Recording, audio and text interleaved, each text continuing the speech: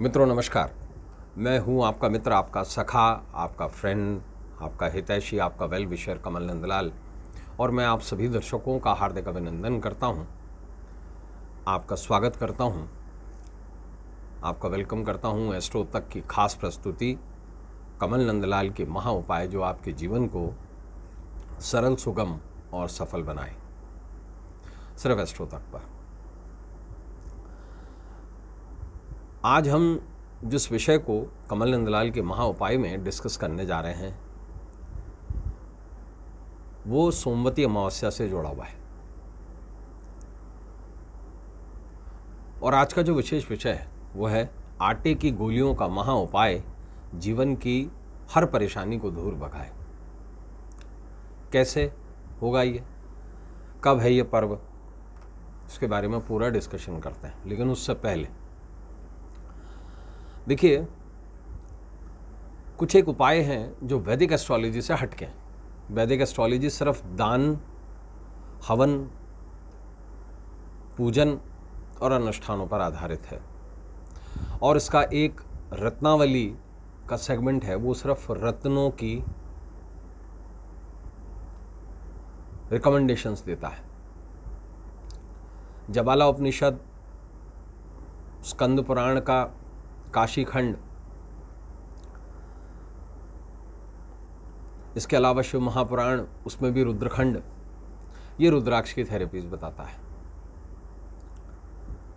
इसके अलावा वैदिक एस्ट्रोलॉजी की इससे अलग हट करके और कोई मूलतः विशेष रेमेडियल एस्पेक्ट्स नहीं है। बाद के कुछ शास्त्रों में, बृहद पाराशर होरा शास्त्र में तो सिर्फ मंत्र जाप इत्यादि कुछ बताए गए हैं, और उसी से ही हम अनुष्ठान कर सकते हैं।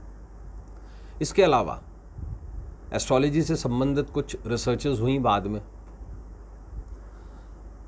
तो कुछ एक ऐसे शास्त्र सामने आए जिन्होंने सरल तरीके से चीज़ों को सॉल्व करने की कोशिश करी। उनमें से रुद्रामल तंत्र शास्त्र, रावण संहिता, लाल किताब अरुण संहिता, इसके अलावा शाबर से संबंधित कुछ शास्त्र, जहाँ पर वनस्पतियों से, बाकी चीज़ों से कुछ उपाय बताए गए। अन्यथा वैदिक एस्पेक्ट में कोई भी ऐसे उपाय नहीं मिलते पूजा अनुष्ठान के अलावा। और आज के समावेश में वैदिक उपाय लगभग हर व्यक्ति के लिए करना संभव नहीं है।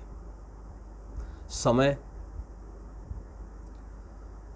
अर्थ, ये दोनों चीज़ें रिक्वायरमेंट है। मान लीजिए अगर किसी को शनि से संबंधित समस्या है, 7.5 चल रही है, और 7/7 के अंदर राहु की महादशा चल रही है, और सूता पॉइंट हम जिसे कहते हैं वो आ गया है केतु की अंतर्दशा में, लगभग 13 महीने का पीरियड या 14 महीने का पीरियड। और केतु और राहु की पोजीशन कुछ इस प्रकार है कुंडली में कि जान पर आ गई। तो ऐसे केस में वैदिक एस्ट्रोलॉजी में एक ही माध्यम है कि राहु और केतु की शांति कराइए और 7/7 में शनि की शांति कराइए। और शांति का अगर सही इफेक्ट लेना होता है तो ऐसे में शिव महापुराण इत्यादि में कुछ ऐसा बताया गया है कि किसी भी प्राकृतिक जल स्रोत के किनारे स्वयंभू शिवलिंग हो, वहाँ पर इसको कराना श्रेष्ठकर है, और वो भी तीर्थ हो। तो ऐसी कितनी सी जगह हैं जहाँ पर ये चीज़ उपलब्ध हो पाती है।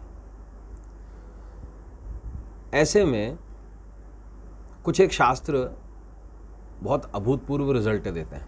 हालांकि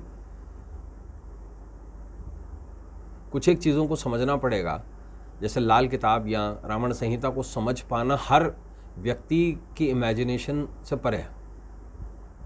लाल किताब में कुछ ऐसे उपाय बताएं कि बुध को ठीक करने के, कि अंगूठा जो है इसको दूध में डालकर चूसिए, ये भी उपाय है।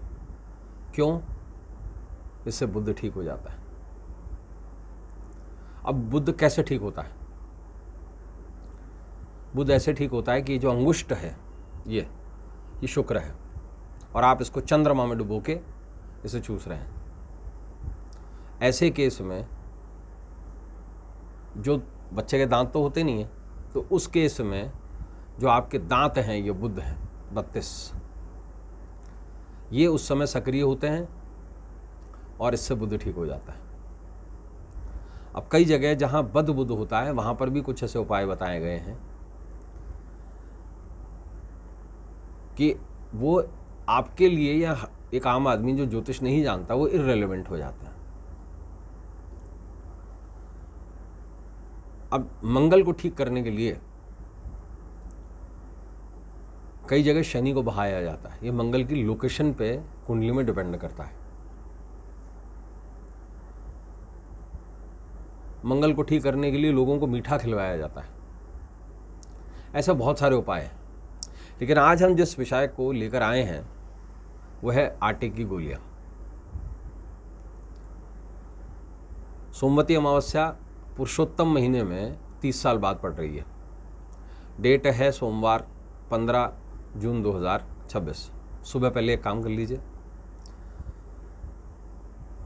घर में ही आटे को गूंद के उसकी छोटी छोटी सी 108 गोलियां बना लीजिए और ये गोलियां किसी भी पोखर में, तालाब में, ये सुबह पहले करिए। सुबह पहले मतलब सुबह की जो पहली या 1:30 हो रहा तक, ये मान लीजिए सुबह 7 बजे से पहले पहले कर लीजिए। 5:30 सूर्योदय होता है तो मान लीजिए 7 बजे से पहले पहले कर लीजिए। 108 छोटी छोटी गोलियां बनाइए और वो मछलियों को खिला दीजिए। क्यों कह रहे हैं ऐसा, क्या होगा इससे? इसके पीछे कुछ कॉन्सेप्ट है। ये जो 108 का फिगर है, ये 108 का फिगर भगवान शंकर में जो 108 नरमुंडों की माला है, ये पार्वती के 108 जन्म है। जल चंद्रमा है और उसके अंदर की जो मछलियां हैं ये शनि है। आटे जो संबंधित है उसका संबंध है शुक्र से, और जब इसकी गोलियां या हम पिंड बनाते हैं तो इस पिंड में हमारे हाथों का मैल भी इसमें आ जाता है। करघहस्ते, कर्म करने वाले। ऐसे में सोमवती अमावस्या एक ऐसा स्पेसिफिक दिन है जब हम सभी नवग्रहों का इस छोटे से उपाय से हम उसे ठीक कर सकते हैं। जल तत्व ठीक हो सकता है, शनि ठीक हो सकता है। जीवन में जितनी भी रोड़े आ रहे हैं, बाधाएं आ रही हैं, परेशानियां आ रही हैं, वो सारी की सारी इस उपाय से ठीक हो सकती हैं। करना कुछ नहीं है, आटे को गूंदना है, उसकी 108 छोटी छोटी गोलियां बनानी है, किसी भी पोखर और तालाब पे सुबह के समय जाना है 7 बजे से पहले पहले और मछलियों को खिला देनी है। जीवन में आने वाली हर परेशानी समाप्त। तो दोस्तों आज के लिए बस इतना ही। कल आपसे फिर मुलाकात होगी। इजाजत दीजिए। नमस्कार, नमः शिवाय। अगर आप मुझसे जुड़ करके अपनी समस्याओं का समाधान चाहते हैं और चाहते हैं कि आपकी समस्याओं को ज्योतिष के माध्यम से सुलझाया जाए, तो आप हमसे संपर्क कर सकते हैं, जुड़ सकते हैं एस्ट्रो तक पर।